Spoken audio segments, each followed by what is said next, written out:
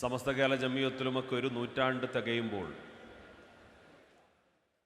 വളരെ ആത്മാഭിമാനത്തോടുകൂടി അതിൻ്റെ ഒന്നാമത്തെ നേട്ടമായി പറയാനുള്ളത്,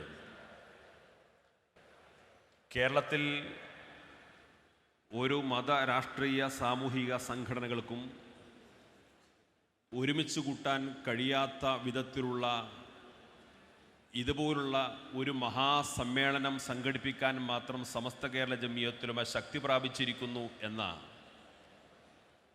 ഈ വലിയ ശക്തിയുടെയും സ്വീകാര്യതയുടെയും അംഗീകാരത്തിൻ്റെയും നേട്ടങ്ങളുമായിട്ടാണ് ഈ മഹാസമ്മേളനം ഇന്ന് സമാപിക്കാനിരിക്കുന്നത്. പരിശുദ്ധമായ ഇസ്ലാമിൻ്റെ യഥാർത്ഥ മാർഗരേഖയായ അഹ്ലുസുന്നത്തി വൽ ജമാഅയുടെ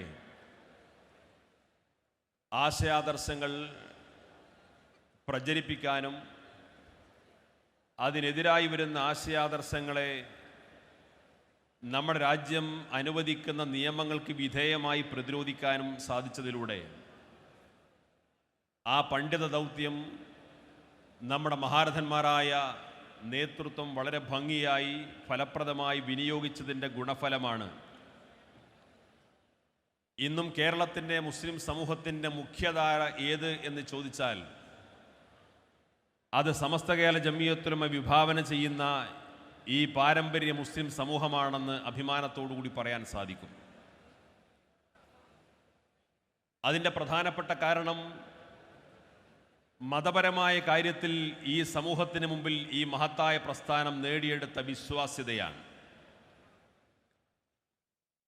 പരിശുദ്ധ ദീനുമായി ബന്ധപ്പെട്ട ഏത് വിഷയങ്ങൾ നമ്മുടെ സമൂഹത്തിൽ ഉയർന്നു വന്നാലും അക്കാര്യത്തിൽ സമസ്ത കേരള ജമിയത്തുലുമ തീർപ്പ് കൽപ്പിക്കുന്നതാണ് ഏറ്റവും സ്വീകാര്യമായത് എന്ന് വിശ്വസിക്കുന്നവരാണ് കേരളത്തിലെ മഹാഭൂരിപക്ഷം വരുന്ന മുസ്ലിങ്ങൾ. അത് സമസ്തയുടെ അനുഭാവികളോ പ്രവർത്തകരോ പ്രസ്ഥാന ബന്ധുക്കളോ മാത്രമല്ല, ഒരു ശരാശരി മുസ്ലിം ചിന്തിക്കുന്നതും വിശ്വസിക്കുന്നതും ധരിച്ചു വച്ചിരിക്കുന്ന യാഥാർത്ഥ്യം അതാണ്. അതിൻ്റെ കാരണം മതപരമായ കാര്യത്തിൽ ഇക്കാലമത്രയും ഈ മഹത്തായ പ്രസ്ഥാനം ഈ സമുദായത്തിൻ്റെ മുമ്പിൽ ഉത്ബോധിപ്പിച്ച ഓരോ കാര്യങ്ങളും സത്യസന്ധമായ കാര്യങ്ങൾ മാത്രമായിരുന്നു, ആധികാരികമായിരുന്നു, പ്രാമാണികമായിരുന്നുവെന്ന് നമ്മുടെ നേതൃത്വത്തിന് ഉറപ്പിച്ചു പറയാൻ സാധിക്കും. അത് നിഷേധിക്കാൻ, അത് ചോദ്യം ചെയ്യാൻ, ആ ചോദ്യം ചെയ്യലുകളിലെ അത്തരം വിമർശനങ്ങളെ വസ്തുതാപരമായിട്ട് തെളിയിക്കാൻ ഇന്നുവരെ ഒരു എതിരാളിക്കും സാധ്യമായിട്ടില്ല എന്ന് പ്രത്യേകമായി നമുക്കെടുത്തു പറയാൻ സാധിക്കും. നാം ജീവിച്ചുകൊണ്ടിരിക്കുന്നത് ഒരു ബഹുസ്വര സമൂഹത്തിലാണ്.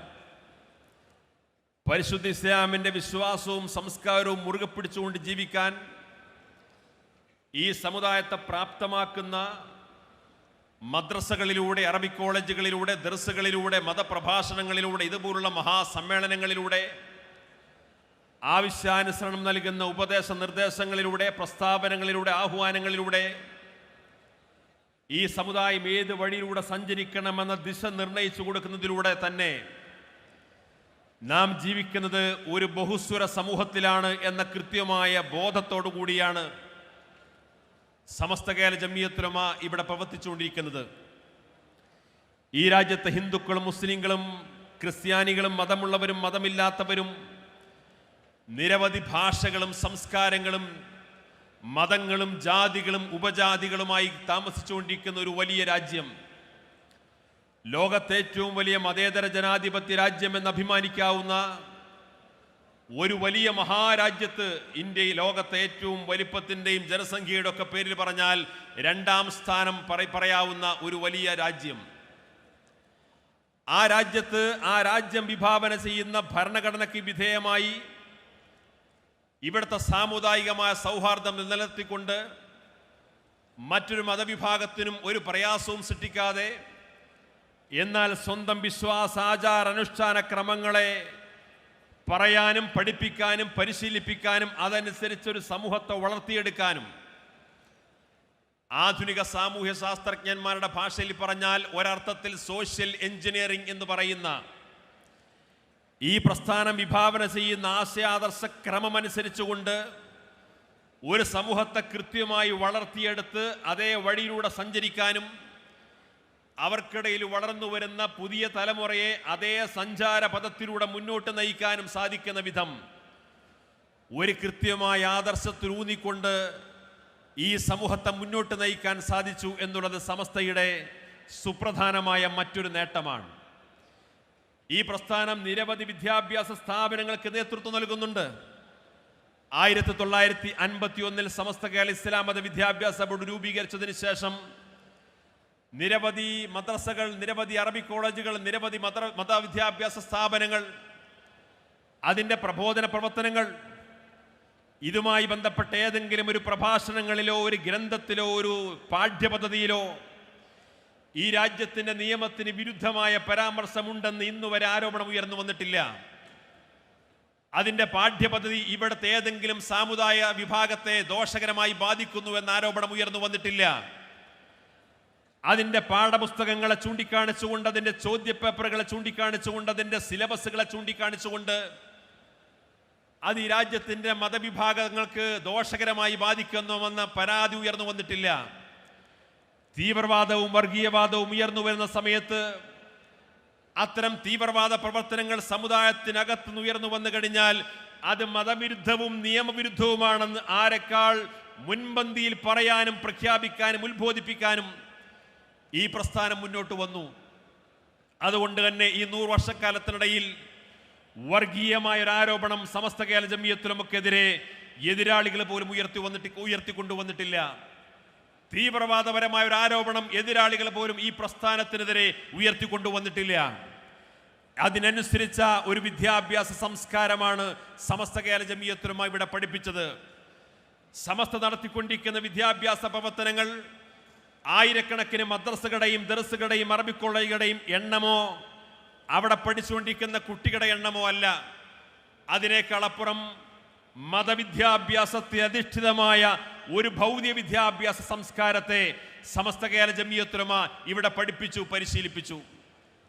അതിനെ ഇന്ന് കേരളം മാത്രമല്ല, കേരളത്തിൻ്റെ പുറത്തുള്ള സംസ്ഥാനങ്ങൾ മാത്രമല്ല, ലോകത്തെ മുസ്ലിം സമുദായം വിദ്യാഭ്യാസത്തെക്കുറിച്ച് അന്വേഷിച്ചുകൊണ്ടിരിക്കുന്ന എവിടെയും കേരള മുസ്ലിം മോഡൽ എന്ന് അഭിമാനത്തോടുകൂടി നമുക്ക് പരിചയപ്പെടുത്താവുന്നതും വളരെ ആത്മാഭിമാനത്തോടുകൂടിയും ആത്മവിശ്വാസത്തോടുകൂടിയും അവർ പരിചയപ്പെടുന്ന ഒരു കേരള മോഡലായി സമസ്ത കേരള ജമിയത്തുലമ ഇവിടെ പരിചയപ്പെടുത്തിയിട്ടുള്ള വിദ്യാഭ്യാസ വിപ്ലവത്തെയും വിദ്യാഭ്യാസ സംസ്കാരത്തെയും ചൂണ്ടിക്കാണിക്കാൻ സാധിക്കും.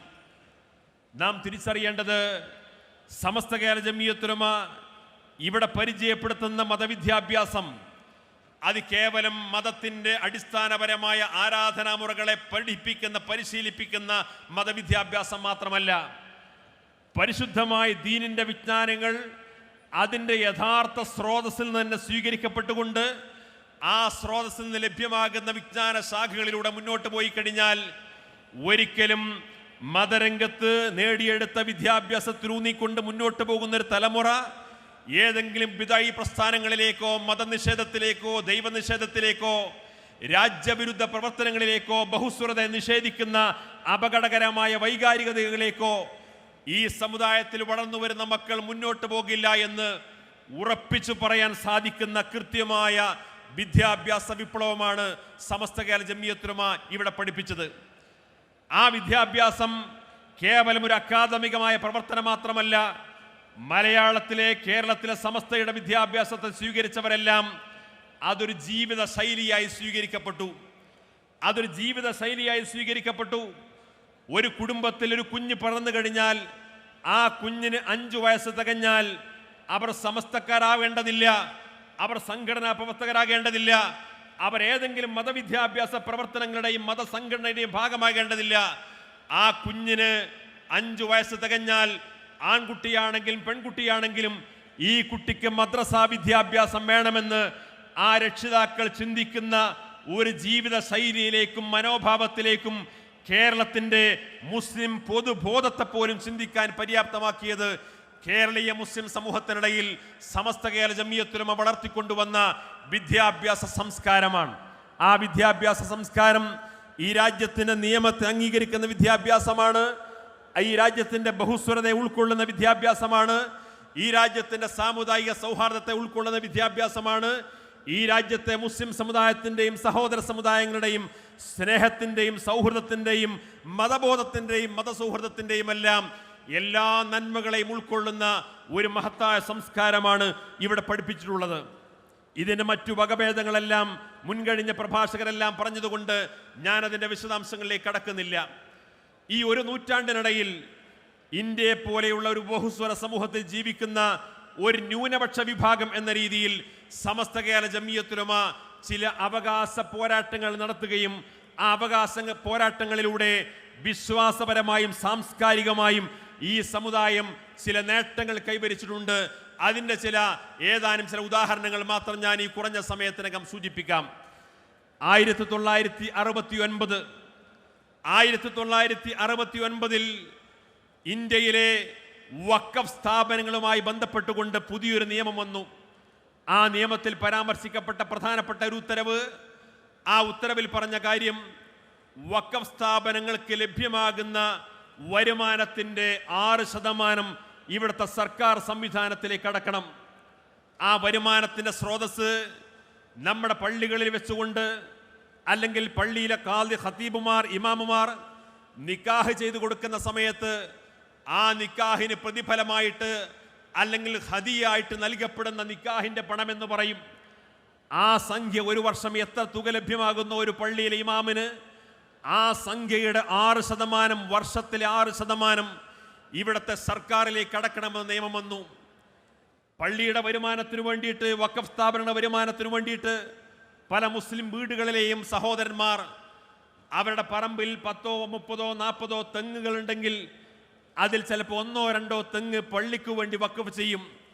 അങ്ങനെ വഖഫിലൂടെ വരുമാനത്തിലൂടെ ലഭ്യമാകുന്ന തേങ്ങകളിൽ ആ തെങ്ങിൻ്റെ വരുമാനത്തിൽ ഒരു വർഷം എത്ര ലഭ്യമാകുന്നുവോ ആ മൊത്തം വരുമാനത്തിൻ്റെ മൂല്യം കണക്കാക്കി അതിൻ്റെ 6% സർക്കാരിലേക്ക് അടക്കണം തുടങ്ങി. ഒരു വഖഫ് സ്ഥാപനത്തിലേക്ക് ലഭ്യമാകുന്ന ചെറുതും വലുതുമായ മുഴുവൻ വരുമാനത്തിൻ്റെയും വാർഷിക വരുമാനത്തിൻ്റെ 6% സർക്കാരിലേക്ക് അടക്കണം എന്ന ഒരു നിയമം കൊണ്ടുവന്നു. ആ നിയമം ആ വർഷത്തിലേത് മാത്രമല്ല, 1969 ഇറങ്ങിയ ഉത്തരവിൽ പറഞ്ഞത് 10 വർഷത്തെ മുൻകാല പ്രാബല്യത്തോടെ, അഥവാ 1959 മുതൽ കഴിഞ്ഞ 10 വർഷക്കാലം ഈ രീതിയിൽ ലഭ്യമായ വരുമാനത്തിൻ്റെ എല്ലാം അതിൻ്റെ വിഹിതം കണക്കാക്കി 6% സർക്കാരിലേക്ക് അടക്കണമെന്നൊരു ഉത്തരവ് വന്നു. ആ ഉത്തരവ് വന്ന സമയത്ത് സമസ്ത കേരള ഇസ്ലാം മത വിദ്യാഭ്യാസ ബോർഡ് കോഴിക്കോട് ടൗൺ ഹാളിൽ കേരളത്തിലെ വഖഫ് സ്ഥാപന ഭാരവാഹികളുടെ ഒരു യോഗം വിളിച്ചു ചേർത്തു.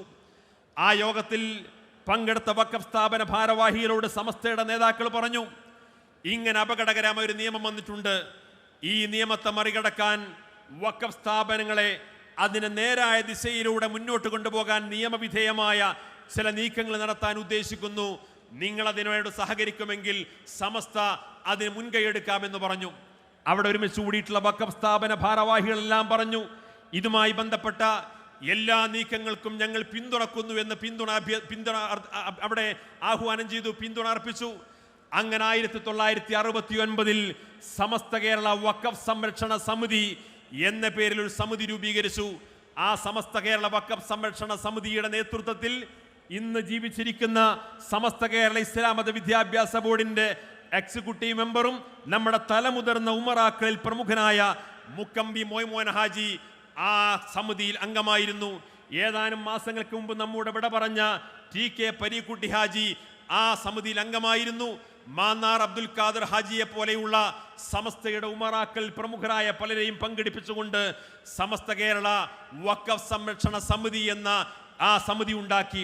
ആ സമിതി ഉണ്ടാക്കിയതിന് ശേഷം മഹാനായ ശംസുൽ ഉലമാ K അബൂബക്കർ മുസ്ലിയാർ അന്നത്തെ കേന്ദ്രമന്ത്രിയായിരുന്ന ഫക്രുദ്ദീൻ അലി അഹമ്മദിനെ കണ്ടുകൊണ്ട് നിവേദനം നൽകി. മഹാനായ ജിഫ്രി തങ്ങൾ വന്നതിന് ശേഷമല്ല മന്ത്രിമാർക്ക് നിവേദനം നൽകാൻ തുടങ്ങിയത് എന്നതുകൂടി ഈ ചരിത്രത്തിന്റെ പാഠമാണ്. 1969 മഹാനായ ശംസുൽ ഉലമാ കേന്ദ്രമന്ത്രി ഫക്രുദ്ദീൻ അലി അഹമ്മദിന് ഈ വഖഫ് സംബന്ധമായ ഉത്തരവിലെ ഈ അപകടകരമായ നിർദ്ദേശങ്ങൾ പിൻവലിക്കണമെന്ന് ആവശ്യപ്പെട്ടുകൊണ്ട് നിവേദനം നൽകി. ഈ സംരക്ഷണ സമിതിയോട് പറഞ്ഞു, നിങ്ങൾ കേരള ഗവർണറെ പോയി കാണണം, നിവേദനം നൽകണം. പ്രധാനമന്ത്രി ഇന്ദിരാഗാന്ധി കോഴിക്കോട് വന്നപ്പോൾ അവരെയും കണ്ടുകൊണ്ട് നിവേദനം നൽകി. നിരന്തരമായ നിയമവിധേയമായിട്ടുള്ള പോരാട്ടങ്ങളിലൂടെ അതുമായി ബന്ധപ്പെട്ട ആളുകളെ കണ്ട് നിവേദനം നടത്തി സമ്മർദ്ദം ചെലുത്തി 1970 ആയപ്പോഴേക്ക് ഇതേപോലുള്ള നിസ്സാരമായ വരുമാനങ്ങളുടെ പേര് പറഞ്ഞുകൊണ്ട് വിഹിതം പിടിക്കുന്ന ആ തീരുമാനങ്ങളെ പുനഃപരിശോധിച്ചുകൊണ്ട് വീണ്ടും ഉത്തരവ് പുനഃപരിശോധിച്ചുകൊണ്ട് ഉത്തരവിറങ്ങിക്കൊണ്ട് ഈ രീതിയിലുള്ള ഇന്ന് നമ്മൾ കണ്ടുകൊണ്ടിരിക്കുന്ന വഖഫ് സ്ഥാപനങ്ങളിലെ സ്ഥായിയായ വരുമാനങ്ങൾക്ക് മാത്രം 7% വിഹിതമടച്ചാൽ മതി എന്ന ഒരു തീരുമാനത്തിലേക്ക് അന്നത്തെ ആ നീക്കത്തിലൂടെ സാധിച്ചു എന്ന് പറഞ്ഞാൽ ഇന്ന് നടന്നുകൊണ്ടിരിക്കുന്ന ഈ സംഭാവനക്ക് വിഹിതമടക്കേണ്ടതില്ലാത്ത വിധം, വരിസംഖ്യക്ക് വിഹിതമടക്കേണ്ട വിധമില്ലാത്ത വിധം, അതേപോലെ വഖഫ് സ്ഥാപനങ്ങൾക്ക് ലഭ്യമായിക്കൊണ്ടിരിക്കുന്ന സ്ഥായിയായ വരുമാനങ്ങൾക്ക് മാത്രം വിഹിതമടച്ചാൽ മതി എന്ന തരത്തിലേക്ക് ഈ വിഹിതമടപ്പിന്റെ രീതിയെ പുനർനിർണയിക്കുന്നതിലേക്ക് സമസ്ത കേരള ജംഇയ്യത്തുൽ ഉലമയുടെ അതിൻ്റെ നേതൃത്വത്തിൽ രൂപീകരിച്ച ഈ വഖഫ് സംരക്ഷണ സമിതിയുടെ പ്രവർത്തനങ്ങളെ കൊണ്ട് സാധിച്ചു എന്ന് സാന്ദർഭികമായിട്ട് നമുക്ക് മനസ്സിലാക്കാൻ സാധിക്കും. ഏതാനും വർഷങ്ങൾക്ക് മുമ്പാണ് നമ്മുടെ നാട്ടിലെ യതീംഖാനകളിൽ പഠിച്ചുകൊണ്ടിരിക്കുന്ന വിദ്യാർത്ഥികൾ, അത് കേരളത്തിലെ വിദ്യാർത്ഥികൾ മാത്രമല്ല, ഉത്തരേന്ത്യൻ സംസ്ഥാനങ്ങളിൽ നിന്ന് ധാരാളം വിദ്യാർത്ഥികൾ ഇവിടെ യതീംഖാനകളിൽ പഠിക്കാറുണ്ട്. ആ പട്ടിണി പാവങ്ങളായ, കയറിക്കിടക്കാൻ കിടപ്പാടമില്ലാത്ത, അവർ കൊടുക്കാൻ വസ്ത്രമില്ലാത്ത, വളരെ ദാരിദ്ര്യമായ അവസ്ഥയിൽ കഴിഞ്ഞുകൂടിക്കൊണ്ടിരിക്കുന്ന ചേരി പ്രദേശങ്ങളിൽ താമസിച്ചുകൊണ്ടിരിക്കുന്ന കൊച്ചു കുഞ്ഞുങ്ങളെ, അനാഥ മക്കളെ നമ്മുടെ നാട്ടിലെ 100 കണക്കിന് യതീംഖാന ഭാരവാഹികൾ അവിടെ നിന്ന് കൊണ്ടുവന്നിട്ട് ഇവിടെ നല്ല വസ്ത്രമുടിപ്പിച്ച്, നല്ല ഭക്ഷണം കൊടുത്ത്, നല്ല വിദ്യാഭ്യാസം നൽകി, നല്ല മിടുക്കരായ കുട്ടികളെ വളർത്തിക്കൊണ്ടുവരുന്നൊരു പ്രവണത ഏതാനും വർഷങ്ങളായിട്ട് നമ്മുടെ നാട്ടിൽ നടന്നുകൊണ്ടിരിക്കുകയാണ്. അതിൻ്റെ ഭാഗമായി ഏതാനും വിദ്യാർത്ഥികളെ അത്തരം സ്ഥാപനങ്ങളിലേക്ക് പ്രവേശനം കൊടുക്കുന്നതിന് വേണ്ടി കൊണ്ടുവന്ന വഴിയിൽ അവർ ഷൊർണൂർ റെയിൽവേ സ്റ്റേഷൻ ഇറങ്ങിയ സമയത്ത് ആ കുട്ടികളെ ചൂണ്ടിക്കാണിച്ചുകൊണ്ട് ഇത് കുട്ടിക്കടത്താണ് എന്ന് പറഞ്ഞുകൊണ്ട് വലിയ വിവാദങ്ങൾ ഉണ്ടാക്കി. മാധ്യമങ്ങൾ, പോലീസ് ഉദ്യോഗസ്ഥന്മാർ വിവാദമുണ്ടാക്കി. ഇവിടെയുള്ള പല യതീംഖാനകളെയും ചൂണ്ടിക്കാണിച്ച് അവിടെയെല്ലാം റെയ്ഡ് നടത്തി. യതീംഖാന ഭാരവാഹികളെ പലരും അറസ്റ്റ് ചെയ്തു, പ്രോസിക്യൂട്ട് ചെയ്തു. അങ്ങനെ വലിയ രീതിയിലുള്ള ഭീകരമായൊരു അന്തരീക്ഷമുണ്ടായി. അതിൻ്റെ കാരണം പറഞ്ഞത് നമ്മുടെ നാട്ടിൽ ഒരു ബാലനീതി നിയമം വന്നിട്ടുണ്ട്, JJ ആക്ട് വന്നിട്ടുണ്ട്. ഇനിയെല്ലാം ഇത്തരം അനാഥശാലകൾ നടത്തുന്നുണ്ടെങ്കിൽ ഈ JJ ആക്ടിന് വിധേയമായിട്ട് മാത്രമേ നടത്താൻ പാടുള്ളൂ എന്ന കണിശമായ നിയമം ഉണ്ടാക്കുന്ന ആ നിയമം അടിച്ചേൽപ്പിക്കുന്ന രീതി വന്നു. സ്വാഭാവികമായും JJ ആക്ട് അനുസരിച്ചുകൊണ്ട് ഒരു യതീംഖാന നടത്തി മുന്നോട്ട് കൊണ്ടുപോവുക എന്ന് പറഞ്ഞാൽ നമ്മുടെ നാട്ടിലെ യതീംഖാന നടത്തിക്കൊണ്ടിരിക്കുന്ന ഭാരവാഹികളെ സംബന്ധിച്ചിടത്തോളം തീർത്തും അപ്രായോഗികമാണ്. കാരണം ആ കുട്ടികൾക്ക് താമസിക്കാനുള്ള ഹോസ്റ്റലിനെ കുറിച്ച്, അവരുടെ ക്ലാസ് റൂമുകളെ കുറിച്ച്, അവർക്കുള്ള അധ്യാപകരെ കുറിച്ച്, അവരുടെ കൗൺസിലേഴ്സിനെ കുറിച്ച്, അവരുടെ സ്ഥാപനങ്ങളുമായി ബന്ധപ്പെട്ട കാര്യങ്ങളെക്കുറിച്ച് ഈ പാവപ്പെട്ട യതീം മക്കളെ പഠിപ്പിക്കാൻ വേണ്ടി ഉദാരമനസ്കിൽ നിന്ന് സംഭാവന സ്വീകരിച്ചുകൊണ്ട് നടത്തിക്കൊണ്ടിരിക്കുന്ന സ്ഥാപനങ്ങളെ സംബന്ധിച്ചിടത്തോളം അത് വലിയ സാമ്പത്തിക ബാധ്യതയാണ്. അതുകൊണ്ട് തന്നെ JJ ആക്ടിന് അനുസരിച്ചുകൊണ്ട് യതീംഖാനകളെ നടത്തുക എന്ന് പറഞ്ഞാൽ അത് വളരെ പ്രയാസകരമായ ഒരു സാഹചര്യം വന്നു. മാത്രമല്ല, അങ്ങനെ ആ നിയമം ലംഘിച്ചുകൊണ്ട് യതീംഖാന നടത്തിക്കഴിഞ്ഞാൽ അങ്ങനെ അനധികൃതമായി താമസിക്കപ്പെടുന്ന ഒരു കുട്ടിക്ക് 50,000 രൂപ വരെ പിഴ ഈടാക്കാവുന്ന ഗുരുതരമായ കുറ്റകൃത്യമായിട്ട് അതിനെ വിശേഷിപ്പിക്കപ്പെടുന്ന സാഹചര്യമുണ്ടായി. ഈ ഒരു ഘട്ടം വന്നപ്പോൾ സമസ്ത കേരള ജംഇയ്യത്തുൽ ഉലമ കേരളത്തിലെ യതീംഖാന ഭാരവാഹിയുടെ യോഗം വിളിച്ചു. യതീംഖാന ഭാരവാഹിയുടെ യോഗം വിളിച്ചതിന് ശേഷം പറഞ്ഞു, ഇതാ നമ്മുടെ യതീംഖാനകൾ എന്ന് പറഞ്ഞാൽ ആയിരക്കണക്കിന് പാവപ്പെട്ട കുഞ്ഞുങ്ങൾക്ക് വിദ്യാഭ്യാസം നൽകി, അവർക്കൊക്കെ ജീവിതം നൽകി, അവരുടെ കുടുംബത്തിൽ ഒരു നല്ല അന്തരീക്ഷം ഉണ്ടാക്കിയിട്ടുള്ള ഒരു മഹാസംവിധാനമാണ്. അതിനെ ഇതാ ഒരു നിയമം കൊണ്ട് അതിനെ കുച്ചുവിലുങ്കടാകാനും യതീംഖാന പ്രസ്ഥാനത്തെ തകർക്കാനുമുള്ള ശ്രമം നടന്നുകൊണ്ടിരിക്കുന്നുണ്ട്. അതുകൊണ്ട് ഈ JJ ആക്ട് ഇന്ത്യൻ പാർലമെന്റ് പാസ്സാക്കിയിട്ടുള്ള ആ നിയമത്തെ മറികടക്കാൻ വേണ്ടി സമസ്ത കേരള ജംഇയ്യത്തുൽ ഉലമ സുപ്രീം കോടതിയിൽ പോകാൻ വേണ്ടി ഉദ്ദേശിക്കുന്നുണ്ട്. നിങ്ങൾ യതീംഖാന ഭാരവാഹികൾ സഹകരിക്കുകയാണെങ്കിൽ നമുക്ക് വലിയൊരു നിയമ പോരാട്ടത്തിന് ഒരുങ്ങാമെന്ന് സമസ്ത പറഞ്ഞു. ആ പ്രഖ്യാപനം വന്നപ്പോൾ പലരും പറഞ്ഞു, സമസ്ത കേരള ജംഇയ്യത്തുൽ ഉലമ നടത്തിക്കൊണ്ടിരിക്കുന്ന ആ നിയമ പോരാട്ടത്തിന് ഞങ്ങൾ പിന്തുണ അർപ്പിക്കുന്നു, ഞങ്ങൾ ആ കേസിൽ കക്ഷി ചേരാൻ വേണ്ടി രംഗത്ത് വരുന്നു എന്ന് അവരവരുടെ തീരുമാനം പറഞ്ഞു. പല യതീംഖാന ഭാരവാഹികളും പല പൗരപ്രമുഖരും പതിറ്റാണ്ടുകളായി യതീംഖാനകൾക്കൊക്കെ നേതൃത്വം കൊടുക്കുന്ന പല ആളുകളും പറഞ്ഞു, ഈ മുസ്ലിയാക്കന്മാർക്ക് വിവരമില്ല.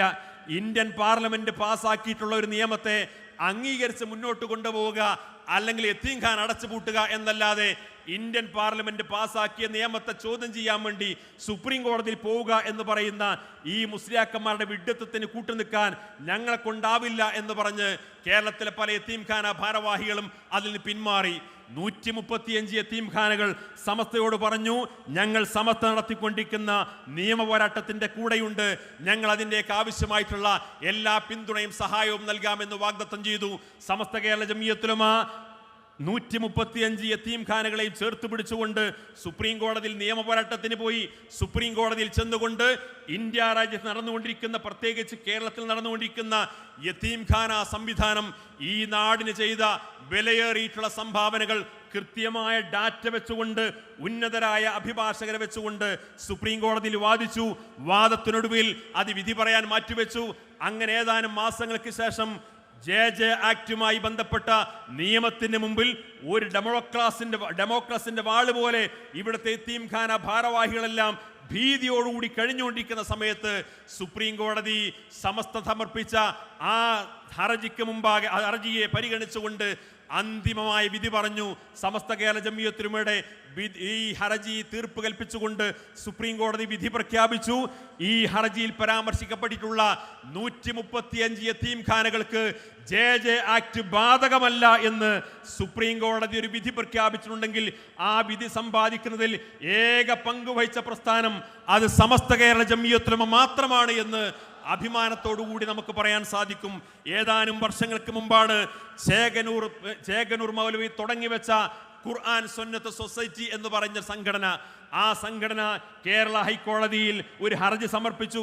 ഹർജി സമർപ്പിച്ചിട്ട് പറഞ്ഞു, ഇസ്ലാമിക ശരീഅത്ത് എന്ന് പറഞ്ഞ ആ സംവിധാനം, ഇസ്ലാമിക ശരീഅത്ത് മൗലികാവകാശത്തിന് വിരുദ്ധമാണ് എന്ന് ഹൈക്കോടതി പ്രഖ്യാപിക്കണം എന്ന് പറഞ്ഞു. ഇസ്ലാമിക ശരീഅത്ത് എന്ന് മാത്രമല്ല, ഏത് മതമനുസരിച്ചുകൊണ്ട് ഇന്ത്യ രാജ്യത്ത് ഏത് പൗരനും അവൻ ഇഷ്ടപ്പെടുന്ന മതം വിശ്വസിക്കാം, ആചരിക്കാം, പ്രബോധനം ചെയ്യാം. അതിനെല്ലാം ഈ രാജ്യത്ത് അത് മൗലികാവകാശമാണ്. പക്ഷേ ഇസ്ലാമിക ശരീഅത്ത് അത് മൗലികാവകാശത്തിന് വിരുദ്ധമാണ് എന്ന് പ്രഖ്യാപിക്കണമെന്ന് ആവശ്യപ്പെട്ടുകൊണ്ട് കേരള ഹൈക്കോടതിയിൽ ഖുർആൻ സുന്നത്ത് സൊസൈറ്റി ഹർജി നൽകി. ആ ഹർജിയെ കൗണ്ടർ ചെയ്തുകൊണ്ട് അതിനെതിരായി ഹൈക്കോടതിയിൽ ഹാജരായത് സമസ്ത കേരള ജംഇയ്യത്തുൽ ഉലമയായിരുന്നു. സമസ്ത കേരള ജംഇയ്യത്തുൽ ഉലമ അഭിഭാഷകരെ വെച്ചുകൊണ്ട് എന്താണ് ഇസ്ലാമിക ശരീഅത്ത്, എന്താണ് മുസ്ലിം സമുദായത്തിന്റെ മതസ്വാതന്ത്ര്യം, എന്താണ് ഇന്ത്യൻ ഭരണഘടന നൽകുന്ന വ്യക്തി സ്വാതന്ത്ര്യം, മൗലികാവകാശം, അതിന്റെ കൃത്യമായ കാര്യങ്ങൾ അവിടെ വാദിച്ചു ജയിച്ചു എന്ന് മാത്രമല്ല, ആ ഖുർആൻ സുന്നത്ത് സൊസൈറ്റി നൽകിയ ആ ഹർജിക്കെതിരെ സമസ്ത കേരള ജംഇയ്യത്തുൽ ഉലമ നടത്തിയിട്ടുള്ള നിയമ പോരാട്ടത്തിനൊടുവിൽ അവസാനം കേരള ഹൈക്കോടതി ഖുർആൻ സുന്നത്ത് സൊസൈറ്റിയുടെ ഹർജി ചുരുട്ടിക്കൂട്ടി ചവറ്റുകൊട്ടയിലേക്ക് വലിച്ചെറിഞ്ഞെങ്കിൽ അത് സമസ്ത കേരള ജംഇയ്യത്തുൽ ഉലമയുടെ നിയമ പോരാട്ടത്തിന്റെ പ്രതിഫലമാണ്. അവർ വീണ്ടും സമസ്തക്കെതിരെ സുപ്രീം കോടതിയിൽ ഹർജി കൊടുത്തു. അതിൽ അപ്പീൽ പോയിരിക്കുന്നു. ഇന്നുവരെ അവർക്ക് അനുകൂലമായ വിധി സമ്പാദിക്കാൻ സാധിച്ചിട്ടില്ല. അതേപോലെ നമ്മുടെ രാജ്യത്ത് എപ്പോഴും വിവാദമുണ്ടായിരിക്കുന്ന ഒരു സംഭവമാണ് ഹിജാബുമായി ബന്ധപ്പെട്ട വിഷയം. മുസ്ലിം പെൺകുട്ടികൾ ഏതെങ്കിലും പരീക്ഷയ്ക്ക് പോകുന്ന സമയത്ത്, ഏതെങ്കിലും കോളേജുകളിൽ അഡ്മിഷൻ ചെല്ലുന്ന സമയത്ത് അവർ ഹിജാബ് ധരിക്കാൻ പാടില്ല, അവർ തലമറക്കാൻ പാടില്ല. ഇത് പറഞ്ഞുകൊണ്ട് ഇടയ്ക്കിടെ വിവാദമുണ്ടാകാറുണ്ട്. അത് രാജ്യത്തിൻ്റെ ഒരു പൗരന്റെ മതസ്വാതന്ത്ര്യമാണ് എന്ന് നമ്മുടെ ഭാഗത്തുനിന്ന് അവകാശവാദം ഉന്നയിക്കാറുണ്ട്. എന്നാൽ അത്തരം കാര്യങ്ങളൊക്കെ തീരുമാനിക്കേണ്ടത് അതത് വിദ്യാഭ്യാസ സ്ഥാപനങ്ങളുടെ മാനേജ്മെന്റ് ആണ് എന്ന് വ്യാഖ്യാനിക്കാറുണ്ട്. ഈ വ്യാഖ്യാനത്തിൻ്റെ ഒക്കെ മറപിടിച്ചുകൊണ്ട് കർണാടക ഹൈക്കോടതി ഹിജാബിനെ നിരോധിച്ചുകൊണ്ട് ആ കാര്യത്തിൽ അന്തിമമായ തീരുമാനമെടുക്കേണ്ടത് കോടതിയല്ല, അത് ഭരണഘടനാപരമായ തീരുമാനങ്ങളെക്കാൾ അപ്പുറം അതത് സ്ഥാപന മാനേജ്മെന്റ് ആണെന്ന് പറയുന്ന ഹിജാബിനെതിരായിട്ടുള്ള ഒരു തീരുമാനമുണ്ടാക്കി. ആ തീരുമാനത്തെ അംഗീകരിച്ചുകൊണ്ട് കർണാടക ഹൈക്കോടതി വിധി പറഞ്ഞു, ഹിജാബിനെതിരായി വിധി പറഞ്ഞു. ഇങ്ങനെ വിധി പറഞ്ഞപ്പോൾ കർണാടക ഹൈക്കോടതിയുടെ വിധിയാണെങ്കിൽ പോലും ഇന്നല്ലെങ്കിൽ നാളെ നമ്മുടെ സംസ്ഥാനത്തുടനീളം ആ വിധിയുടെ ചുവട് പിടിച്ചുകൊണ്ട് പലപ്പോഴും പല വിദ്യാഭ്യാസ സ്ഥാപനങ്ങളെ അവിടുത്തെ ആ സ്ഥാപന അധികൃതർക്ക് അതിൻ്റെ അനുമതിയും അധികാരവും നൽകിയിട്ട് അവർ വെച്ച് നീട്ടുന്ന താല്പര്യങ്ങൾക്കനുസരിച്ചുകൊണ്ട് മുസ്ലിം പെൺകുട്ടികളുടെ മതപരമായ അവകാശം നിഷേധിക്കപ്പെടുന്ന നിയമപരമായ പരിരക്ഷ അതിന് ലഭ്യമാകുമെന്ന ആശങ്കയുടെ മുൻനിന്നുകൊണ്ട് കർണാടകയുടെ വിധിയാണെങ്കിൽ പോലും ആ വിധിയെ ചോദ്യം ചെയ്തുകൊണ്ട് സമസ്ത കേരള ജംഇയ്യത്തുൽ ഉലമ സുപ്രീം കോടതിയിൽ ഹർജി സമർപ്പിച്ചു. ആ ഹർജി തീർപ്പ് പറഞ്ഞുകൊണ്ട് 4 ജഡ്ജിമാരാണ് വിധി പറഞ്ഞത്. അതിൽ 2 ജഡ്ജിമാർ നേരത്തെ പറഞ്ഞ കർണാടക ഹൈക്കോടതിയുടെ വിധിയെ ശരിവെച്ചു. എന്നാൽ 2 ജഡ്ജിമാർ സമസ്ത കേരള ജംഇയ്യത്തുൽ ഉലമയുടെ വാദമാണ് ശരി എന്ന് പറയുന്ന രീതിയിൽ വിധി പറഞ്ഞു. ഭാഗികമായി സമസ്തക്ക് അനുകൂലമായി വിധി സമ്പാദിക്കാൻ സാധിച്ചു എന്ന് മാത്രമല്ല, ഇനി ഒരിക്കലും ഒരു കീഴ്ക്കോടതിക്കും ഇതൊരു സ്ഥാപനത്തിന്റെ പരമാധികാരമാണ്, അതിൽ തീരുമാനമെടുക്കേണ്ടതെന്ന് അന്തിമമായി തീരുമാനമെടുക്കാൻ കഴിയാത്ത രീതിയിലുള്ള നിയമപരിരക്ഷ ലഭ്യമാക്കാൻ സമസ്ത കേരള ജംഇയ്യത്തുൽ ഉലമയുടെ ഇതുമായി ബന്ധപ്പെട്ട കൃത്യമായ ഈ നിയമ പോരാട്ടത്തിലൂടെ നമുക്ക് നേടിയെടുക്കാൻ സാധിച്ചു. വഖഫുമായി ബന്ധപ്പെട്ട വിഷയത്തിൽ എപ്പോഴും നമ്മുടെ നാട്ടിൽ അതുമായി ബന്ധപ്പെട്ട സമരങ്ങളും പ്രക്ഷോഭങ്ങളും നിയമപോരാട്ടങ്ങളൊക്കെ നടന്നുകൊണ്ടിരിക്കുകയാണ്. അതിനിടയിലാണ് നമ്മുടെ രാജ്യത്തെ വഖഫ് സ്ഥാപനങ്ങളെ മൊത്തം തട്ടിയെടുക്കാൻ വേണ്ടി വലിയ ഗൂഢമായ പദ്ധതികൾ ആവിഷ്കരിച്ചുകൊണ്ട് ഒരു വഖഫ് ഭേദഗതി ബില്ല് ഇന്ത്യൻ പാർലമെന്റിൽ അവതരിപ്പിച്ചു. ആ വഖഫ് ഭേദഗതി ബില്ല് ഇന്ത്യൻ പാർലമെന്റിൽ അവതരിപ്പിച്ചപ്പോൾ അതിനെതിരെ പ്രതിപക്ഷ കക്ഷികളൊക്കെ വലിയ ബഹളമുണ്ടാക്കി, വലിയ സമരം ചെയ്തു. അതിനെതിരെ ശക്തമായ നീക്കങ്ങൾ ഉണ്ടാക്കി. ആ നീക്കങ്ങളൊക്കെ ഉണ്ടായ സമയത്ത് ആ പാർലമെന്റിന്റെ ബഹളത്തെയും പ്രതിഷേധത്തെയും ഉൾക്കൊണ്ടുകൊണ്ട് കേന്ദ്ര സർക്കാർ ഒരു ജോയിന്റ് പാർലമെന്ററി കമ്മിറ്റി ഉണ്ടാക്കി. ആ JPCക്ക് മുമ്പാകെ പരാതിയുള്ള ആളുകൾക്കൊക്കെ പരാതി സമർപ്പിക്കാം എന്ന് പറഞ്ഞുകൊണ്ട് പരാതി സമർപ്പിക്കാൻ വേണ്ടി ആവശ്യപ്പെട്ടു. ആ പരാതി സമർപ്പിക്കാൻ അതിന് പ്രത്യേകമായ ഓൺലൈൻ പോർട്ടൽ ഉണ്ടാക്കി. അങ്ങനെ രാജ്യത്തുടനീളം നിരവധി മതസംഘടനകൾ, സാമൂഹ്യ സംഘടനകൾ, സന്നദ്ധ സംഘടനകൾ, വ്യക്തികളും പ്രസ്ഥാനങ്ങളൊക്കെ അവിടെ ഭേദഗതികൾ അവിടെ സമർപ്പിച്ചു. അവസാനം ഇതുപോലെ പരാതികൾ ഉന്നയിച്ചിട്ടുള്ള സംഘടനകൾക്ക് വേണ്ടി അവരുടെ അഭിപ്രായങ്ങൾ നേരിട്ട് അവതരിപ്പിക്കാൻ വേണ്ടി ബാംഗ്ലൂരിൽ വെച്ചുകൊണ്ട് ഒരു പ്രത്യേകമായ ഹിയറിംഗ് സംഘടിപ്പിച്ചു.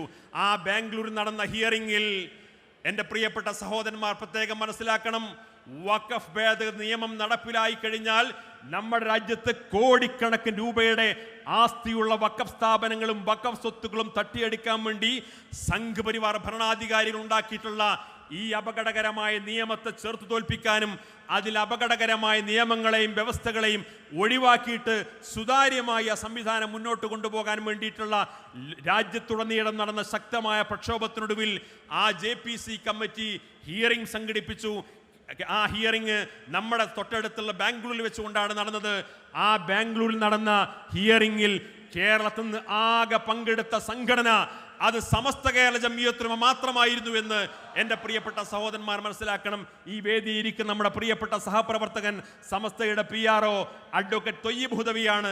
ബഹുമാന്യനായിട്ടുള്ള സമസ്തയുടെ പ്രസിഡന്റിൻ്റെയും ജനറൽ സെക്രട്ടറിയുടെയും നിർദ്ദേശപ്രകാരം സമസ്തയുടെ ആവശ്യം ആ ഹിയറിംഗിൻ്റെ ആ സമിതിക്ക് മുമ്പാകെ അവിടെ അവതരിപ്പിച്ചത്.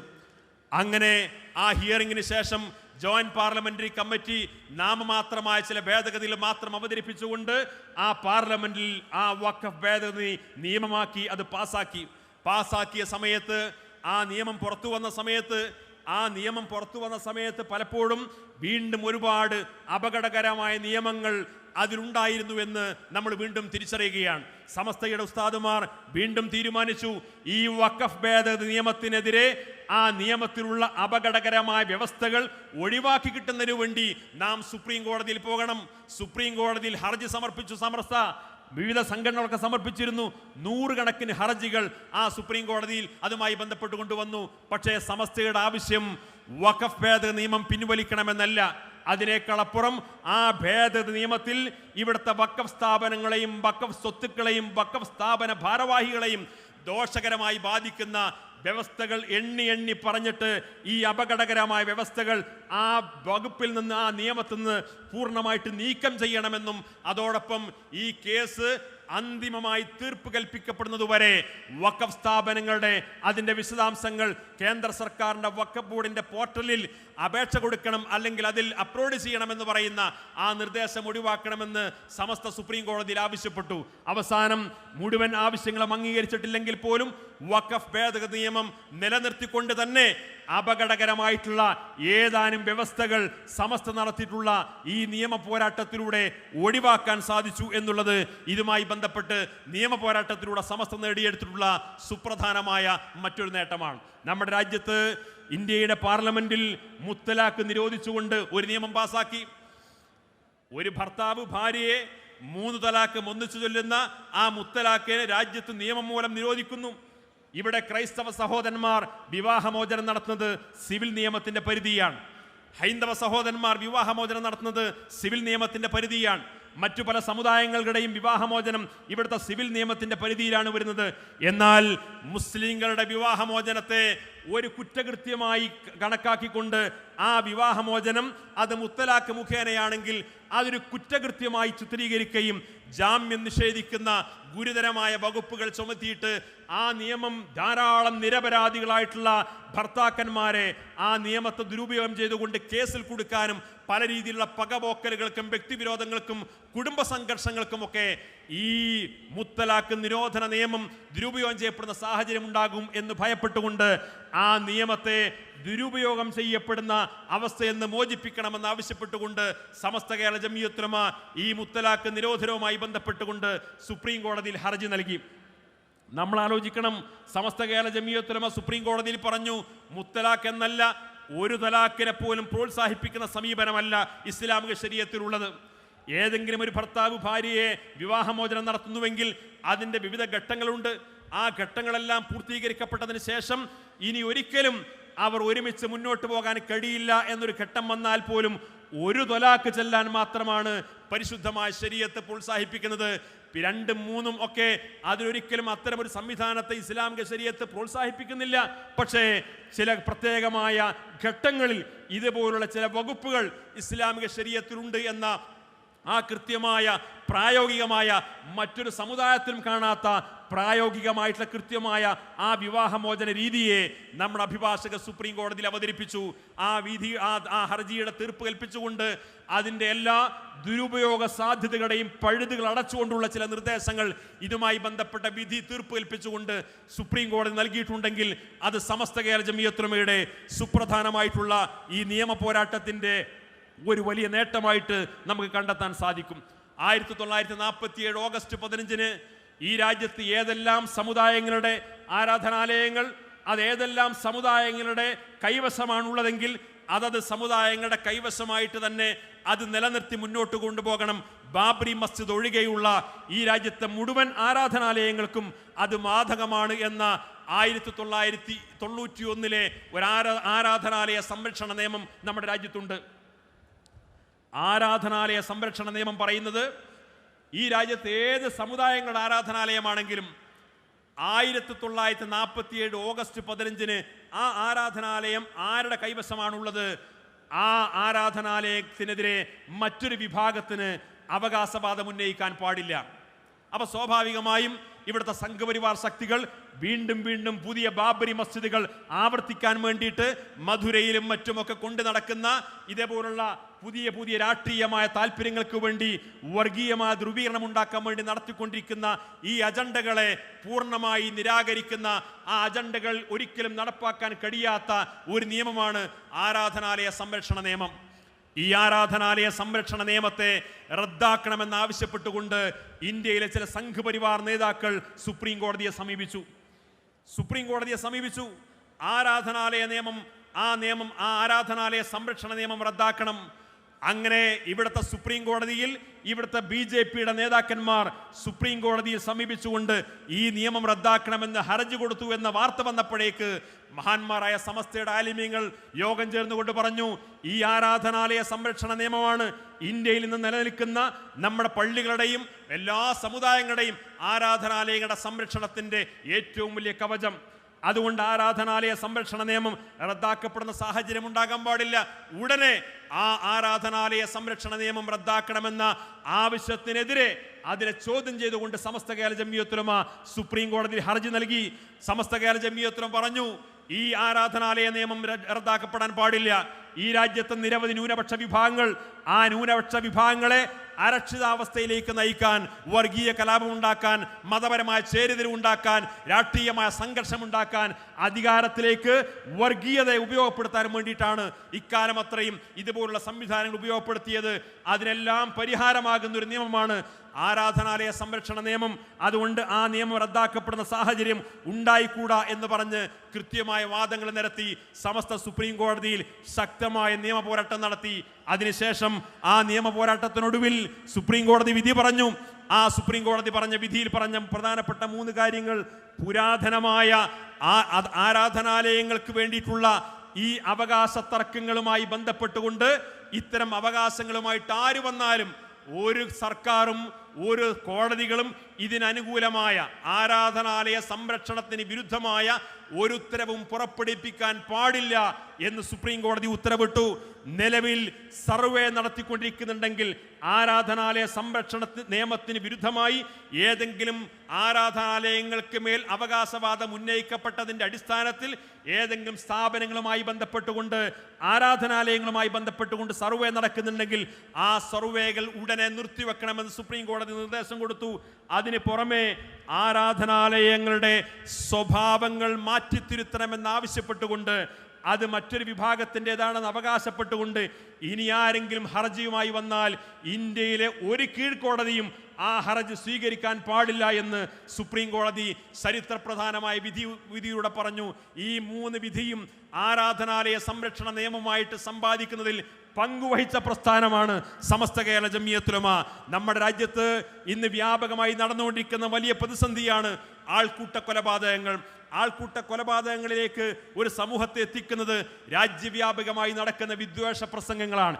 ഇസ്ലാമോഫോബിയ എന്ന് പറയുന്ന അപകടകരമായ ആശയങ്ങൾ ഉയർത്തിപ്പിടിച്ചുകൊണ്ട് പരമത നിന്ന ഈ രാജ്യത്തെ മുസ്ലിങ്ങൾ അപകടകാരികളാണ്, അവർ ഭീകരവാദികളാണ്, അവർ പൗരത്വം നിഷേധിക്കപ്പെടേണ്ടവരാണ്, അവർ ഈ രാജ്യത്ത് പുറത്തു പോകേണ്ടവരാണ്, അവർ 2ാം കിട പൗരന്മാരാണ് തുടങ്ങി ഈ സമുദായത്തിനെതിരെ നിരന്തരമായി വിദ്വേഷ പ്രസംഗങ്ങളും പ്രചരണങ്ങളും മാധ്യമങ്ങൾ ഉപയോഗിച്ചുകൊണ്ടും മറ്റും നടന്നുകൊണ്ടിരിക്കുന്നു.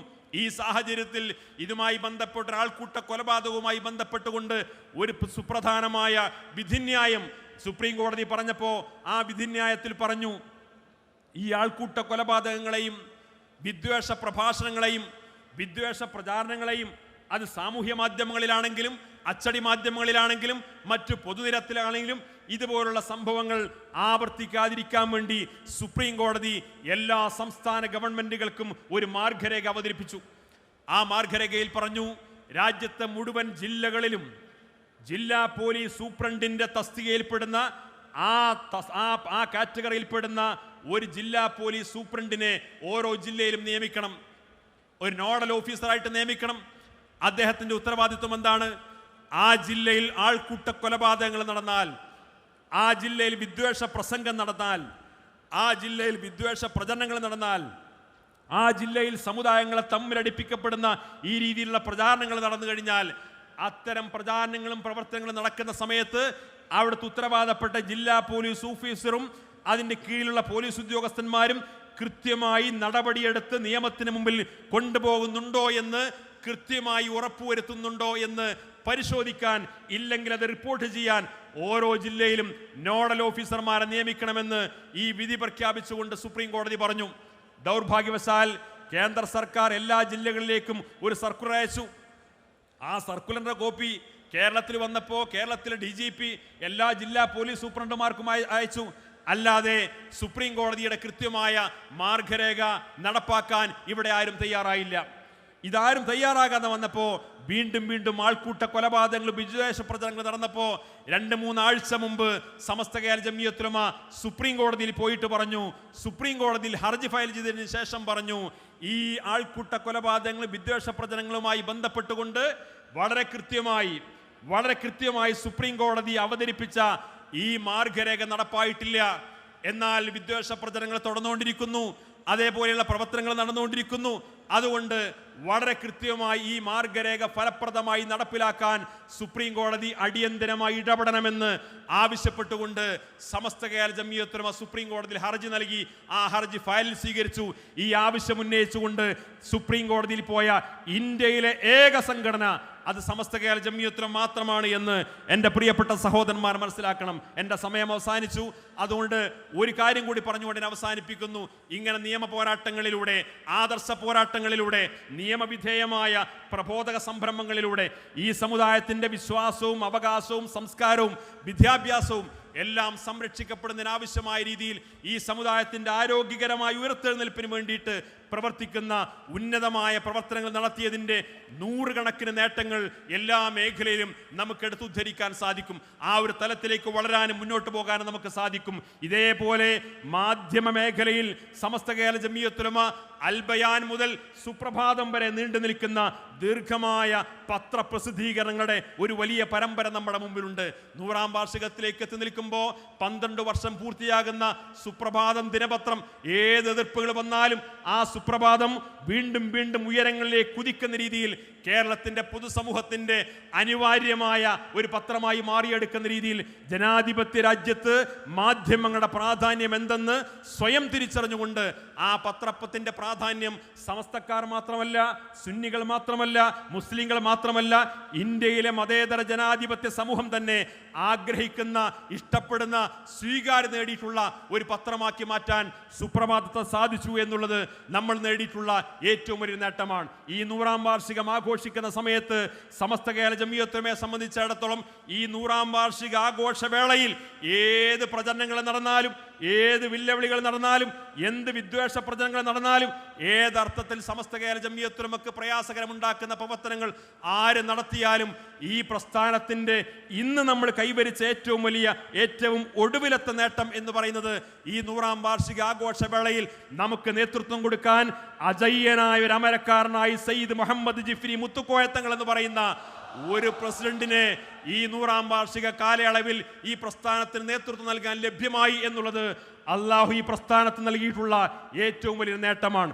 അതുകൊണ്ട് സമസ്ത കേരള ജംഇയ്യത്തുൽ ഉലമ എന്ന് പറയുന്ന ഈ മഹത്തായ പ്രസ്ഥാനം 100 വർഷക്കാലത്തിനിടയിൽ വലിയ മുന്നേറ്റങ്ങൾ നടത്തിയിട്ട്, വലിയ നേട്ടങ്ങൾ കൊയ്തെടുത്തിട്ട് കേരളത്തിൻ്റെ മുസ്ലിം മുഖ്യധാരയിൽ മാത്രമല്ല, കേരള മോഡൽ പകർത്താൻ ആഗ്രഹിക്കുന്ന ലോകത്തെവിടെയെല്ലാം മുസ്ലിങ്ങളുണ്ടോ അവർക്കെല്ലാം ഇഷ്ടപ്പെടുന്ന, ആകർഷിക്കപ്പെടുന്ന, അവർക്കൊക്കെ ആത്മവിശ്വാസം പകരുന്ന ഒരു വലിയ പ്രസ്ഥാനമായി ഈ പ്രസ്ഥാനത്തെ വളർത്തിക്കൊണ്ടുവരാൻ നമ്മുടെ മഹാന്മാരായ നേതാക്കൾക്ക് സാധിച്ചു എന്നുള്ളതാണ് ഈ പ്രസ്ഥാനം നേടിയെടുത്തിട്ടുള്ള ഏറ്റവും പരമപ്രധാനമായ നേട്ടം.